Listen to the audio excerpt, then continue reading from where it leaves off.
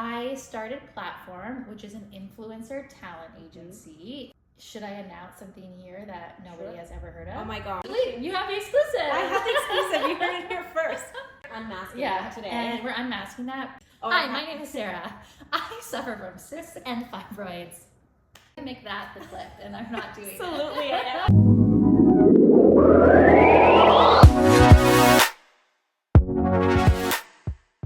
Welcome to Unmasked. On today's episode of Women That Inspire, we have President and founder of Platform Media, Sara Koonar. Hi. I'm so excited. I'm excited to have you. Thank you. I manifested this. Yes. So I'm here now. I'm living my dreams. I love this. Unmasked with your lesbian microphone. I know, and I love it. And I'm holding it for like dear life because I'm nervous about what you're going to ask me. But yeah. I mean, you never know what's coming. I know. And these earrings, can we talk about them? Yeah, the little cornicello earring. Yeah, where did it? The whole stack on both ears is Majuri, with the exception of these charms, which was actually a bombonera. Oh, do you know? Yeah, of course you know what a bombonera. Okay, for those that don't know, it's like a, how would you explain it? Like a gift. A gift you get, yeah. At like a communion or baptism. Yeah. So my best friend's baby's baptism. Who are you wearing? What earrings are those? I got them on Shopbop, but I don't know what brand it is, so I just know I got them there. You got them there. What's Shopbop? Shopbop, it's just like an online retailer, and they've got everything. And I buy so much stuff there, which isn't the greatest because it's from the States. So you buy it, and then you go, oh, that was USD. Yes. And then when you see your credit card statement, why did I do that? Then you do it again. Yeah, and again. And then you just keep going. I feel like we've all been victim to that. Yeah. Once or twice. Which now we're not, because we're going to support Canadian. 100%. Majuri, Canadian owned. Love it. There we go. Yeah. Shout out to Majuri. Aritzia. Yeah. All the like cool fashion brands are always Vancouver. Yeah, they're like a cool place. Yeah. Yeah. Have you been? Yes, I love it. Yeah, we have a lot of creators out there, so we try and get out there.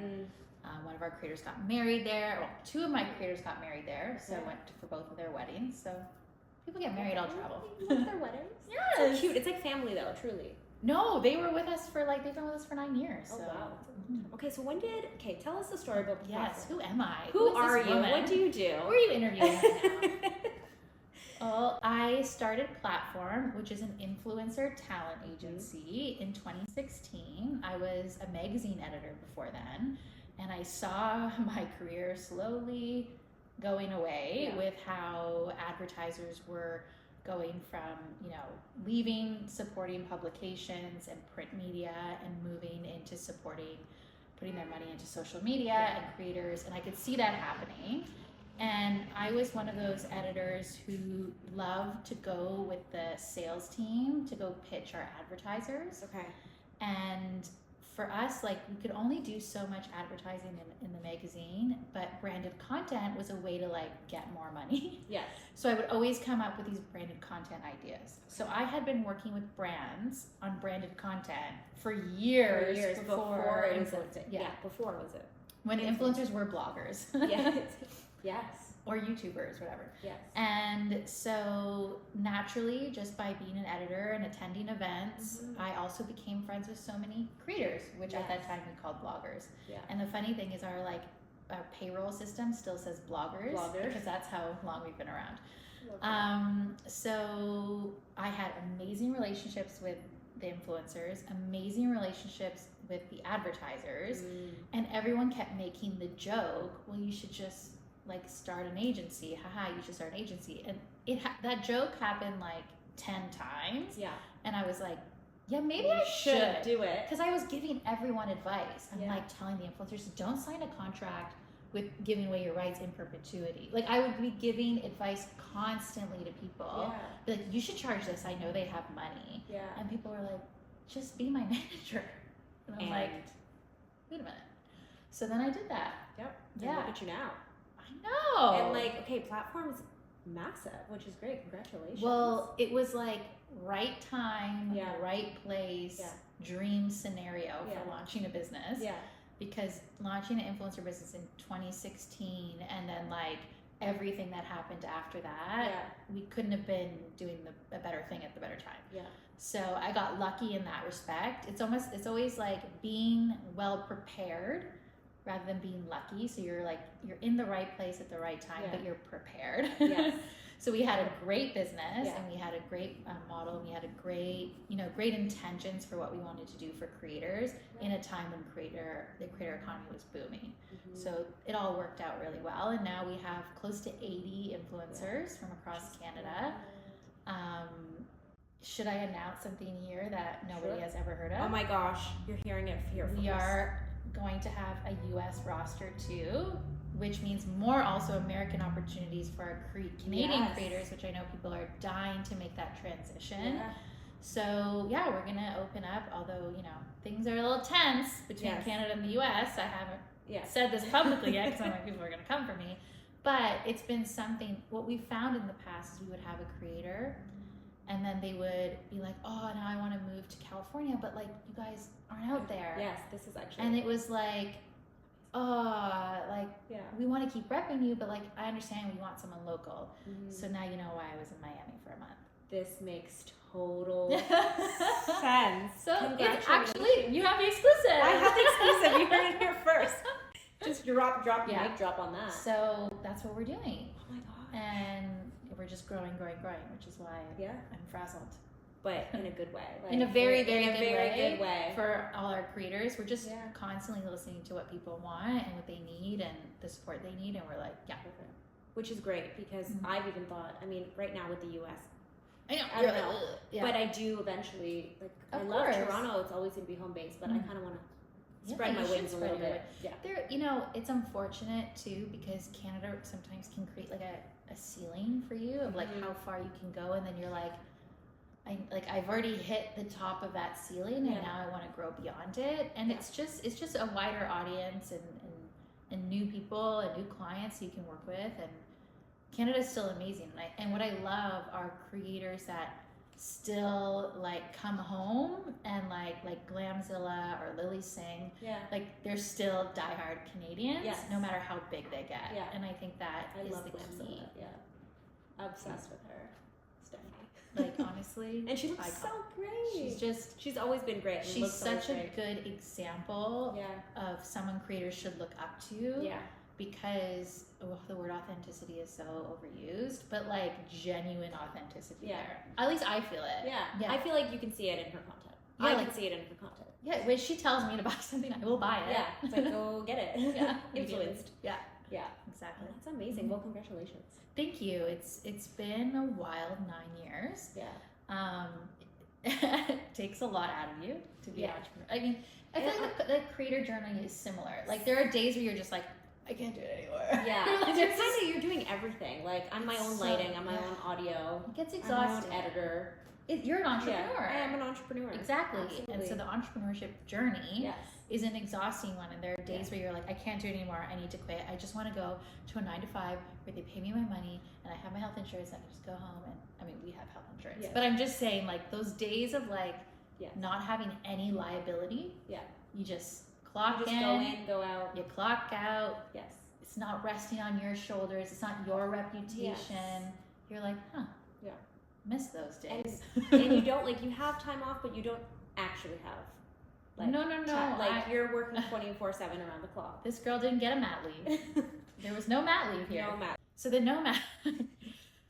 The funny thing is, a lot of women, and when I mentor women, I'm so honest because it's like nobody is honest with you. We live in this world where a lot of people go on podcasts and they preach about being an entrepreneur is the most glamorous thing. It is not. No, we are unmasking that today. And we're unmasking that. And the thing is, had I been an employee somewhere, I would have got a year off with my son. I would have been given 100% time. When you own your own business, I tried to plan to take 6 to 9 months off. I got 4 weeks in before there was something that was, important enough that I had to deal with. So I had to come back. And then once I was back on emails, I was back. And it was I got 4 weeks. And I felt really jealous because I had 3 of us at Platform were pregnant at the same time. So we all went off on mat leaves at the same time. And I felt so jealous. And I told them, they know this. So jealous that they got to be home and to have just full focus on their on being the on being mom. And I immediately within 2 weeks had a nanny, and which is expensive. Very So expensive. basically I was working for free. Yes. And then I had to hire a night nurse because I needed to get sleep, because now I have to be on calls all day, which also meant I had to start pumping and had to stop, giving breast milk super early. Yeah. And so and then I'm sitting at my desk all day, so I'm not working out or like moving, so I'm not losing the postpartum weight. Yeah. And it was like, I felt this intense jealousy of like the women who get that time off. And then I had a meeting with 4 women from New York. Yeah. And it was a client meeting actually with one of our clients. They had flown in from New York, who would work with art creators. And they don't have mat leave. They have like I think 6 weeks or something. Like, not even. Maybe like 3 to 6 weeks off. And all of them had nannies. It was like totally normal, because I feel like crazy when I say like, oh, I have a nanny. People are like, oh, like, ooh, that's weird, right? Like, and it's kind of stigmatized. Like, it's stigmatized, like, oh, you're not a real mom or something like that. And it's but like, you are. Yeah, hello. Absolutely. With the amount of times he yells "mama" in a day, this boy loves his mama. Of course. But I felt like there were 3 women, and it was like, I think I was only 3 months out, and they like got me, and it was like normal, and they like understood what it's like having to leave your kid so early on, and it was like, oh, okay, these are my people that get me. Yes, it's about finding the people around you that can support and like that community. Yeah, and then they made me feel less bad about the fact that I was doing that. Like I really had no choice. Yeah. But yeah, there's a lot of sacrifice, and I think a lot of women go into entrepreneurship because they go, I can set my own hours, I can take breaks when I want to, I can pick up my kids from school when I want to, and I have this freedom. But then what happened was, I think between what he was like 5 to 8 months, is I used to work the minute I put him to bed at 7, I would work from 7 till midnight. And then I'd get up in the morning, work the full day, but then I'd be taking like time out to pump or breastfeed or whatever it was. So it was like, you were working overtime. I was actually working more than say. And mom's full time, like it's full time, like it's crazy. It's crazy. But I will say that the benefit to that was just that still working made me feel like myself, and I still had the things that made me feel confident. And I think because of that, because of the support and hiring a night nurse, which I thought at first was a ridiculous thing to do, because I still had to get up and pump anyway, or breastfeed anyway, whichever one I was doing. So I'm like, well, if I'm waking up anyway, but it's to have someone supporting you in those hours. What is a night nurse? Like, I don't know much. Like, They basically sleep over at your house. Okay. And when you get up with the baby, like, I'll do the feed, and then she'll take them and like do the diaper and get them back to sleep. Okay. So that I can do the hours. Sometimes. Yes. So I can do the feed and then get right back into bed and sleep, and then I get up, do the feed, get right back into bed. Got you. And they're there, and they're also, these women they have years of experience. So the beauty of it was, she was like, when like he wasn't latching or something, there was somebody there, like your partner, unless you're a lesbian, which like beauty situation, would have loved that. Sadly, not in that wonderful position. No. Yeah. So he couldn't relate. Yeah. Couldn't relate to that situation. Yeah. So there's somebody who can be like, lesbian is amazing. I mean, it has its perks. It also has its downfalls. So I feel like I'm in this day and age, with the way men are, way more perks. I mean, there's a lesbian I can't even talk. There's a lesbian revolution right now. I swear to God. Yeah. People are sick of that. It's great for us. Yeah, amazing. More options. More options. But yeah, and so it's somebody who like can help you through those, like, it's that overnight thing is the most vulnerable moment of your life. Yeah. When you're up in the middle of the night and you're like, this baby's not latching, so it's not working, and to have someone that's experienced. Like, can coach you through it. Yeah. Because even like, what husbands don't know much, right? Yeah. And even then, like, it's also nice to have the support around you. Of like, oh, it's okay. Like, it's not like I know my mom friends get a lot of guilt where Oof. they can't, like, they can breastfeed and they're like, Mhm. oh, I'm a bad mom, and it's like, no. And there's like, so much guilt around asking for help. Yes. And the reason I want to be outspoken about the fact that I have help is because these are like small things. They cost money, which sucks. Yeah. But at the end of the day, like, you shouldn't feel guilty about asking for help, because the way it's always been is like, it's like a tribe that raises you, right? Yes. And that's the whole like beginnings of what a family is. Yeah. Is you're supposed to have a whole Takes a bunch of village. people. Takes a village. Takes a right? village, yeah.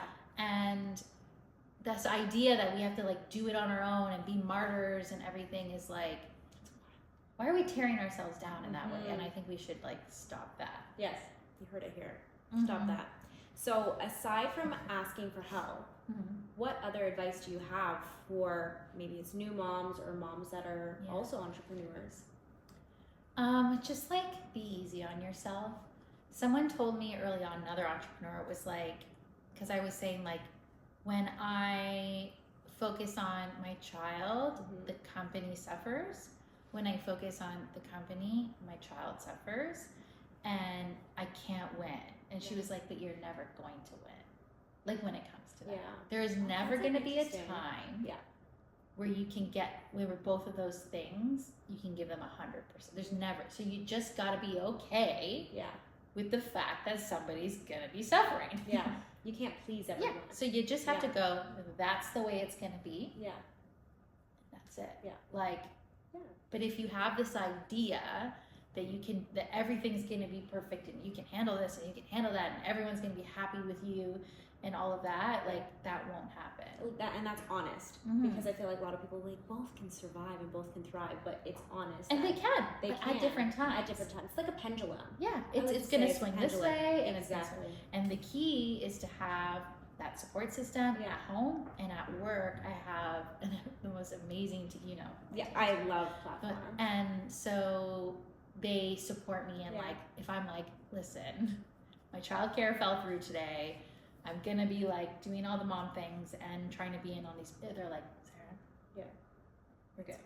Yeah. And how old's your kid now? 18 months. 18 months. So do you want another one? Is that an invasive question? No, it's not actually. For me, I don't know for other people. I can't speak on behalf of other people, but for me, it's not. We keep going back and forth because we're both entrepreneurs. Yeah. And we keep going back and forth because like this is manageable, and like we've traveled and things have been great, and so it's like, do we want to throw a little fire, like just like really F shit up, or do we want to go with this like nice calm pace? Yeah. And I'm also like 39 this year, so I also don't even know if there's the possibility of having another one. So we're just kind of like, we're happy with what we have. Yes. And then we'll see. And we'll see. And we'll see. And we'll see. Have you always wanted to be a mom?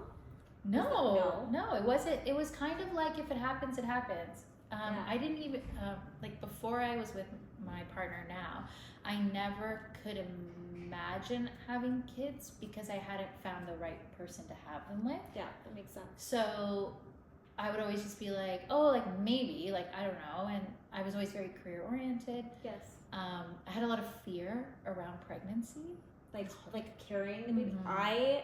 It scares me. I don't want People kids. don't talk about that enough. Yes, I don't want kids, but just the sheer thought. Let me tell you, it wasn't fun. No, I can imagine. Like, in the birth, was it natural? Was it sorry? I had so invasive. Speaking of which, so I had fibroids, which I had to get removed, which you can do during a C-section. Shout out to anybody who might want to know that. It's a big benefit than having two very invasive surgeries. We did 8 hours of birthing classes, like to prepare. We got a doula. We did everything. I heard the doulas are good. And I was still so scared. I was like, I can't. Like, I'm like, I know my limitations. Yeah. Anyone who's ever been around me when I had a cold will know that, like, I can't handle it. Yeah. And so, but I was like doing all the training. I'm like, it's like training for a marathon. Ugh. Yeah. And then I got really close, and my they're doing the ultrasounds. They're like, oh, your fibroids are huge. Like, I had these massive fibroids in there with him. Like on the uterus. Yeah, and then I had a hernia. Ooh. All of the above, literally all of the above. And they were like, you know, you could have a C-section and we could like fix your hernia and take out your fibroids. And I was like, perfect. Perfect. Do it all at once. I was like, that sounds great. Sign me Yeah. up. Yeah. The funny thing was I actually went into labor while I was on my way to the hospital to get C-section. So I was doing my makeup because I'm like, I want to look cute for the pictures. Yeah, 100%. So I was like in the mirror. I bent over. So we had to be at the hospital by 6. It was 5 a.m. I bent over to like apply concealer, and it just went water like broke. it does in the movie. Yeah. Like Yeah. Oh my gosh. And It's I a was lot of like, water. I was I'm like, like so curious. I have this is so many questions hilarious. about pregnancy. I was really okay, cool. Yeah. I'm like, this was hilarious because they always say like the baby knows when you're like relaxed. So a lot of moms who like start their mat leave, the day they start their mat leave is the day the baby comes because your body does this like. So I must have been like, I got the whole house ready, the room was ready, our bag was packed at 6 a.m. We're going to the hospital, and my body probably did this big like release. Yeah. We're ready. Yeah. And then he went, okay, let's go. I'm going. And so an hour, so then I'm in labor, or at least I know, but contractions don't always start like right away. Yeah. So we're like waiting in the waiting room, and I'm like, oh, by the way, my water broke. And they're like, do you feel anything? I'm like, oh, feel nothing. Yeah. Then they gave me the like needle that like numbs your legs Everything and done, everything. And then they were like monitoring the contractions, and they're like, your contractions are off the Richter scale. Like it's just like it is. But you couldn't feel anything. I couldn't. Oh, we love a good. Just What is that wonderful. called? Some. A It was, what special is it drug. called? It's called the. Oh jeez. I want to say anesthesia, but it's not. No, it's the Epidural. Epidural. Epidural. Yeah. And so I didn't feel anything, and then because they were doing 3 surgeries in one, my C-section, which normally would be like 30 minutes, was like an hour and a half. And I'm sitting there wide awake. So I had a panic attack. So the baby comes out, I'm like, cry, pictures, la, la, la. Yeah. And then it's like, and now you got to sit here for 45 minutes while we take other shit And you out. were awake, like you're. And awake. I'm awake. So then I'm sitting there, because they want you to be awake for when Did the you baby smell comes out. everything? No. Sorry. That's actually the last thing I thought about. What it smelled like. I feel but like now I'm like, maybe I did. Maybe you did. Maybe that's why I started freaking out. But I started freaking out. Can I have a reason why I'm asking this? Why? Because oh my god, I'm not Because putting you this shit in. or something? I didn't shit, no, No. but something done down there. Okay. And she was awake for it, and she was like, all I could smell was like the burning, like, because they had to like cauterize and stuff. She's like, all I could smell was the burning flesh. I think the reason I had the panic attack was, because it was taking so long. And then I was like so aware. And what the thing is, you don't feel pain, but you feel their hands. You feel their hands. Oh, in you? So you can feel it, but you feel no pain. Oh no, that's weird. So I can feel them like going in, trying to find the fibroids, trying to like see my hernia, da da da. And I'm sitting there like, and the baby's beside me with my partner, and he's like, crying, so excited. And I'm like having this emotion of like, I just had a baby. He's so flipping cute. Yes. And I'm so happy. But why are their hands inside of me, right? No. So another reason to not have kids. Yeah, I'm I like pretty confident in my choice of not. All my friends who like don't want to have them, I'm like, great choice. Great I like choice. tell them my horror stories. Yeah. I'm like, this is you made the right choice. Yeah. Having a kid is wonderful, but there's also a lot of benefits to not having one. There is a lot of benefits. Yeah. And one is not having hands inside of you. Yeah. Especially men's. Yeah. So, Although all was women it woman team? Okay, all great. women That surgical maybe, team. maybe, no. I love that. Yeah. And the funniest thing was like while they were like cutting me open, it was the first day of school. And they were talking about their kids' drop off. Oh, how was your drop off? My drop off was good. And I'm sitting there like, you're just opening me up. Yeah, they're just having a day at work and you're just sitting there I'm with like, your all right, organs. Hi. Exposed. I'm here. Cold. But it was like another day. Another day. Another day, another C-section. Damn. Well. I didn't know that's what we were going to talk about. I mean, I love this. this. I'm like, it's Yeah. always a good kiki. I'm like, I love learning such cool things. Now I know that hands have been inside you, that you had a hernia and fibroids and all of that. Yeah. Oh, Hi, my name is Sara. I suffer from cysts and fibroids. Welcome to the podcast. This is what we're talking about. Nothing to do with business. Nothing to do with business. Nothing Just to do with my that. health. Just your health. Yeah. And your uterus. My uterus. You're balancing and you have that like help and support. But what do you do to fill your own cup? Like, how do you make time for you? My therapist would say nothing. She told me I needed a hobby. Mm-hmm. And so one summer I took tennis lessons. Okay. And that's been it. Work is my happy place. Yeah. So when I come to this office where we are right now, Yeah. and I've got all these amazing, people around me that I love, and you guys come in and we're laughing, it's like I get to feel a little bit more like myself. And then I go back home and like put the mom hat on, and it's like toddler tantrums and all of that. But like the little escape that I get to like leave and come here. But then my therapist was like, but that's your work. It's your work, but it's still a creative outlet. It's still a creative, and it brings me a lot of joy, and it makes me feel fulfilled and happy. So I love it for that. And even when like it's a disaster day, like I get like BDE from like solving a problem. Yes, you do. I'm like, Yeah. And so it makes me feel powerful, it makes me feel good. But if I were to do something like for myself, I love a good spin class. Okay. Because I think like just like when the lights are out and the music is loud, because like for real in my heart I want to go to a club, but they don't do that anymore. Do they even have clubs anymore? Okay, I feel like no, not like the clubs back in the day. Do you know what I'm talking about? Went to the we probably did. We probably did. Like but like when you were like dancing and you're like it's like nothing mattered and it was like the world is your oyster. Yes. I feel that way at a spin class, even if I'm like I went to some postpartum and it was like embarrassing how bad I was, but they don't care. You went, and they were like, and they cheered me on. They're like, she came into this after that, and it's just the music and the like that. Yeah. Even just listening to music. Sometimes when I have to do like accounting, I blast Stevie Wonder, and I'm just like, I love that it's Stevie Wonder. I was like, what do you Stevie Wonder's my favorite. Yes. Yeah, it's a vibe. Mm-hmm. But yeah, like, music. Spin class, a good binge watch. Okay, what's your favorite? Lately, it's been Traders. Yes. U.S. America. Can we get you on that show? Okay, so they're casting right now. You should be on it. I should be applying. I should. The hell? Would you go on it? I would be the worst. Would you be a faithful or a trader? I would be a really, really good faithful, but I can't lie to save my life. Sounds like me. And so if I was a trader, people would know right away. Like within like 3 minutes, they'd be like, "Sarah's a trader." I'd be like, you guys got me. You got me. Yeah. So I don't know. Try it out. What about you? I think about this all the time. I would want to go on. I feel like a faithful. I'm a faithful. Yeah. Because I can sniff out bullshit.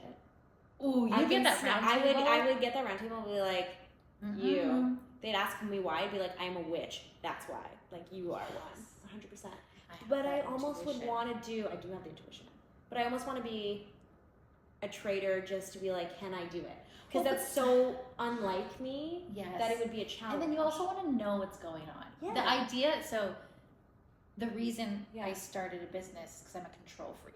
I need to be in control. Yeah. So the idea that other people are in control and I'm just like, they're waiting to be murdered would drive me insane. So I would almost have to be a trader. Oh, see, this is why I have to go from strategy. Can't be on the show. Can't be on the show. Because it just would be a lose-lose situation. You're a boss-ass bitch. Okay, you go home. You're a mom. Yeah. How do you stay motivated? Like that is my question. Because like there are some days. I mean, granted, I'm not a mom, but like doing my own stuff, I'm like, okay, I have to do this. I'm like an optimist. Okay. Like I think you have to be to do like to have for that life in general. Yeah. I'm like insanely optimistic. I really genuinely believe like everything is gonna work out and everything is gonna get done. And I don't think I would have lasted this long, like in this business, had I been like a negative person. So I think that like every day I wake up, and I tell my fiance this, I'm like, every day I wake up in a good mood. And if that changes, it means somebody sent negative energy my way. Because every day I wake up in a good mood. Love that. So if you're seeing this not in a good mood, that means someone came around here. And you're staring directly at him. and messed with that. Yeah. Okay? Yeah. So every day I wake up and I don't know what it is. Yeah. And I think, I don't know if that's something, whatever it is. It's magic. Yeah. And then I think it's you're doing what you love to do. Yeah. I don't have Sunday scaries because I genuinely like And when you've done, you know, like the 10,000 hours thing, when you've done something Yeah. so long, you become an expert. Yeah. I've been in this business now for 9 years. I was doing this before I even started Mhm. it. There's really no problem I haven't come across before. So there's nothing to be nervous about on Monday morning. Like, Yeah. it's like, You take it as it goes. I mean, Trump is giving me a Trump. few new ones. 100%. Just throwing a few new tariffs in our way. Does it affect? So this tariffs at all? don't affect us, obviously, because we're in the service world. Yeah. But it affects the brands who then want to market their products, because if the brand then is in trouble because, you know, think this tariff has affected them, they might then go, well, let's cut our marketing budget, or let's Gotcha. pause all marketing while we rethink our strategy. And we saw that during COVID. Yeah. March, April. Oh, Quiet. I was crying. Yeah. March, April of COVID. Now, for all the creators, I know a lot of creators watch your show, Yeah. who aren't rep by platform. You want to make sure that all of your contracts have a termination clause that says that any work that you've done, you get paid for if they need to terminate that contract. Okay. Solid advice. Get your pen and paper out. It saved us, because on this exact week Yeah. of 2020, 90% of our campaigns were terminated. Because what were they? It was people in restaurants, people in gyms, people with their friends, and now Yes. everyone's got to be in lockdown. You can't post something like, I'm at this restaurant, and you can't. Yeah. So 90% of our campaigns got canceled. Had we not had that termination clause, Yes. which we did, we luckily got paid at least anything that went live or anything that was created up until that Yeah. date. But then you have nothing going live for a good month or 2 months while brands decide what they're gonna do, you know, how they're gonna pivot. And then after a few months, it was this skyrocketing, the industry boom, because Yes. nobody could film a television ad, so It influencers was were all their only option. influencers, yeah. So we went from it was 2 months of me crying every single day, to all of a sudden this boom that I was so we went from I think we had 5 employees to having 12 within a few months, because we just needed to Double. we needed, it was and then TikTok took off, and then it was now we've got 30 new TikTokers, and it's so it was so incredible of a time. But now with this tariffs thing, having gone through COVID and, you know, the TikTok situation, all these different things, is we always know that brands go, hold up, we got to take a minute, we have to reassess, make sure that all of our marketing, nothing's going to get taken the wrong way. So now you have a lot of Canadian brands that are pulling back and changing their briefs to say, actually, can you mention that we're made in Canada? Yes. Because we really want to talk about that. Yes. So people are revising everything, and when that happens, things slow down. Yeah. So luckily, I haven't really seen that, but that's something that as a business owner, I have to then prepare the team and say, okay, if this happens, if that happens, we have a whole crisis plan. We did the same crisis plan with TikTok. If TikTok gets banned, what does that mean? I was on the phone with every client. I was on the phone with our team to be okay, are all the creators making sure they have a YouTube account, they have an Instagram account? We can't just have somebody who's just on TikTok. Yes. So then we're reaching out to our creators, make sure you set this up, make sure you do this. And you provided good guidance as well. Yeah, and then the media great. was reaching out too, and we were, you know, in every newspaper talking about it. So it was a really crazy time. But yeah, with the tariffs, you never know how that's gonna. So that's another thing. Just enjoy your 9 to 5. Enjoy your 9 to 5. Entrepreneurship is great. It's great. But scary, but rewarding. Oh my God, it it's is very rewarding. With anything in life, say you do the Amazing Race or whatever, you go through something super hard, you come out a better person, right? Yes. You come out skilled. 100%. Right? Or you're training for a marathon or whatever. Being an entrepreneur for a decade, I feel if I were to start a new business today, I would start, it would be amazing. What advice do you have? You have to be really good with money. No, seriously. Taking notes. Yes, it's true. like if I can tell you, you don't last as long as we lasted, especially in a business with a small margin, because we work off the commission we make when we have a campaign for you, right? We have our little commission, and I've got to staff this whole place. I got to pay the rent, all that with the little commission. And when you're working on like $1,000 campaign, that's $200. 100%. So you got to be really good at selling because you want to make that money. Your success is our success. But to run a business on a tiny margin, you have to be really good at money, like with your finances. And so, just financial literacy is a huge thing. Making sure that before you start your business, your credit is good, because you're going to need a line of credit. You're going to need support from the bank at some point. Or, if down the line you want to start raising capital, your books have to look good. Like you can't have, don't put your car on your business and like crazy things like that. Like you got to be smart with money, and then you'll be fine. But like, I didn't know that in the early days, and I learned within like 3 months in business. I learned you got to be really good with money. And you learn it as it comes. I learned everything on the job.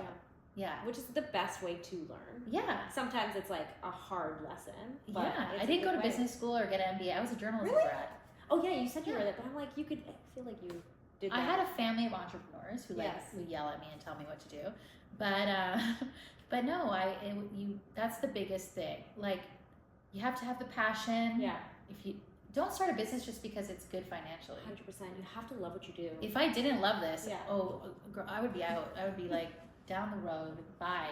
Ciao. But I love this. And so it makes it fun. It makes it exciting. Do something you're good at. Doing something you're bad at feels horrible all the time. Yes, you have to love what you do. And you have to feel really good. It's got to tap into the skills that you're a good speaker. This feels good. Thank you. So this is what you should be doing. Thank you. That's the goal. So you do it, exactly. But if you were doing something like what is something you don't like? Math.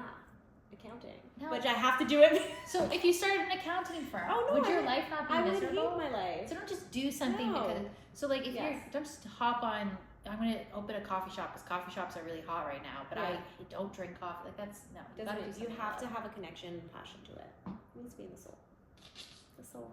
I wanted to build a space that people actually enjoy working at, and not just a hardcore place that you come and if you don't do your job, you're out of here. Like, that was my man voice. I liked it, but it's like, why did I like your man voice? Please do it again. Hey, don't flirt with me. But that's been my downfall. I feel like there have been decisions that I probably should have made that I didn't, because my heart would have hurt too much. I feel that in life. Not necessarily business, but in life. I had someone was like looking at someone consulting, and they're like, your insurance costs have doubled, and I was like, oh, I wanted to give all our employees like a health spending account, and I wanted to also include fertility drugs, like if anyone like wants to like have their fertility drugs covered, and they're like, yeah, but you need to like keep expenses down. I'm like, I know. Well, I really wanted to do that. But then it also leads to the employee satisfaction, which allows them to perform better. So that's my mindset. If you have like a highly profitable company, sometimes I'm like, how do your employees feel? Exactly. Because with us, I've been there. We've always just given back, back. But then it makes growth slower. But slow and steady wins the race. And that's why you've been able to do this for so long. And you know what I do? I had someone tell me that today. Like, be really proud of the fact that you didn't go in that direction. And in the long run, you're going to be so much more satisfied. Absolutely. It's not just about like money and that. It's about like how you feel at the end of the day. And it's like how people feel working for you. It's a great reputation. That's good. Great reputation. You can say it. It's a great reputation here at Platform Media. Yes. And it's funny because I always say, like, I run my business like a lifestyle in terms of, like, I want to work with people who make me happy and people who, like, are rays of sunshine. Yeah. And so I feel like I naturally just hire people who are lovely because it's just people I want to hang out with. But then they end up being incredibly smart too. Smart. Yes. But it's like, then you just end up with this big group of people who you're like, oh, I love you guys. Yes. And that's family. And it's the same with our creators. Yeah. When we're interviewing creators we want to work with, it's like we get off a call and we're like, oh my gosh, she's so sweet. Like, we're like, that's the person we're signing. Yeah. So I guess because a lot of people that watch this are creators and don't have management, or maybe they do and they want to switch over. What do you look for in a creator? We are always trying to find someone different than what we already have. So that was the basis of my recruiting from day one. And it just naturally resulted in a very diverse roster. Because if we went, oh, well, this works, so let's get 10 of these, we would look very different. But the idea was, well, I already have that. Now I want something different because I don't want that to compete with that. I want it to be new business, not the same business, just reusing different people. So that was the strategy. It was like, every time I sign somebody new, they need to be an original. I'm also never going to sign anyone that's copying somebody else. There you go. So if I'm like, you're just a regurgitation of this other thing. Copy and paste. No, I want the original. So when we do a lot of like workshops, and like I do a lot of speaking engagements where I'm talking to creators, I'm always like, your uniqueness is what makes you powerful in this industry. If you are like, I'm just gonna do what that person's doing because it's working for them, I'm not interested in that. I'm interested in, you are so like you. Like, there's no one like you. Unapologetically me. That's why you're a platform. And that's what we're looking for. Obviously, you know, you've got to have a community. Followers could care less about your community and who's engaging. I'm looking at the comments. These people like hang on your every word. Are they like, oh my God, I love this? Like, are they obsessed with your content? I'm looking at that. I don't care about the followers. That makes sense. And then sometimes I'll ask around, and if the brands are like, so lovely to work with, sure. That's smart, because it's reputation. We have to work with you every day, so if we hate working with you, it's not going to be fun for us to come to work. And because we do that, we have 80 creators who are lovely to work with, and we have no headaches. Whereas you could have a lot of headaches. It's true. And you do a lot for your creators as well. So there was Platform Social, which you had conference, and that was year 2 or year 2. Year 2. Yeah. Year 3 is going to be spring 2026. Okay, exciting. We everyone's like, how come there isn't one in 2025? There's just so much going on. It is to put a conference on. It's massive. It's like planning a wedding. It is. It's crazy. So we're like, we just need a little pauser so we can get this like other stuff off the ground. But then we'll be back in 2026, which we're really excited about. And it's a really like attending it. It's really good. Like if you are interested in learning about what you could do as a creator, or like how brands want to see you show up, and you get to hear from the brands, it's a really good place. So highly recommend it. Yeah, very good networking between creators and the brands who hire them. That's what it's basically for. Because you can put a face to the name. Like, because there's so many conferences that creators attend, and then there's conferences that the marketers attend, but they don't. It's like really weird, and us as managers, we realize that those two people never talk to each other. I mean, sometimes they do at events and stuff, but not really. And so we'll hear from, like, the reason I wanted to do it was I'll hear from marketers, and they'll be like, oh, you know, when creators do this, it really annoys us, or like, we just want them to understand this, or like whatever. And then creators are like, oh, brands don't get it. Like this, I hate when they do this. But they're not hearing each other. And so it's an opportunity to get both people in the room and let's talk it out. So you heard an opportunity, you saw an opportunity, like a hole in the market, and you're like, let's create this. So that's what's wrong with me. Why is that wrong? Because that's why I'm an entrepreneur. Every time I see there's a problem, I'm like, I'm gonna fix this. But I wouldn't say that is something wrong with you. But it's why I think that's a gift. It's why I didn't get a mat leave. I need to fix this problem. Yeah, but it's why you have a successful business, you know? And your kid loves you, so. I hope so. Yeah, 100%. You know, you can. Like, But yeah, no, it's all about, like, Yeah. I think that's what creates, like, a person who is an entrepreneur, like, Yes. through and through. It's like, when I see a problem, I have to fix it. Yeah. And that's the... Hole in the market. Yeah. I love that. So where do you see platform going? I mean, I'm big on Molokyo, so if you're like, shut the fuck up, Monica, then... So, okay, you know what? Thank you for reminding me, Yes. because that has burned me. 100%. I Time felt the and need time to again. say, I'm like, we don't have to talk about it. Yeah, and I'm Indian and Italian, so the evil eye, like, we see that, like, 100%, which is why you will never see my fiance, you will never see my kid, you probably won't see my wedding. Period. It's just... I ain't showing you that. I respect that so much. Like, let's keep these people protected. Yes. They didn't sign up. They're also super cute, so I'm not letting any girls roll into his DMs. Fair. Hiding him away. Yeah. So I don't know what's wrong with me. Where were we? Oh yeah. So the future of platform. It's just about, like, we're we're like emailing you every day. We're improving this. We're improving that. We're improving that. The industry is moving at a pace that is, like, rapid, and so it's just about, like, do you know in Dune where they, like, ride that worm through the sand? Okay, so, like, I've never seen Dune. It's Okay, the worst so, thing like, about me. you see, like, he's, like, riding a worm. Is this through Timothy Chalamet? Yeah, Chalamet? and it's like he's riding, like, a worm through like dunes. Okay. I just feel like that's me. Like, I'm just, like, I've got my hands on, like, the influencer industry, and I'm just riding that worm, and I'm, like, holding on tight. Like, we're gonna be here for the long haul. Absolutely. We're just gonna keep growing, keep expanding our roster, more exciting talent. Yeah. We're never gonna do something we're not good at. Yeah. We are good at talent management. We're not gonna try and be anything else. Anything else, like, because there's different types of No, management. we're not trying to be a PR agency. Yeah. We're not trying to do. We are a talent management, Period. and that's what we're gonna be. I love Yeah. that. Mhm. Well, spear. What is it? Spear leaders. Did I just make up a word? I literally have no idea what you're saying. I was a cheerleader. You were a cheerleader In high school. Stop it. Don't I have? Can No, you, I do see the cheer energy Maybe. though. Sometimes. You are. A hype I'm a person. little burnt out. On a regular day, you will see it. Can you do like a platform cheer right now? No, do not. No, Hey, because you're gonna make that the clip, and I'm not doing it. Absolutely, I am. I'm not doing it.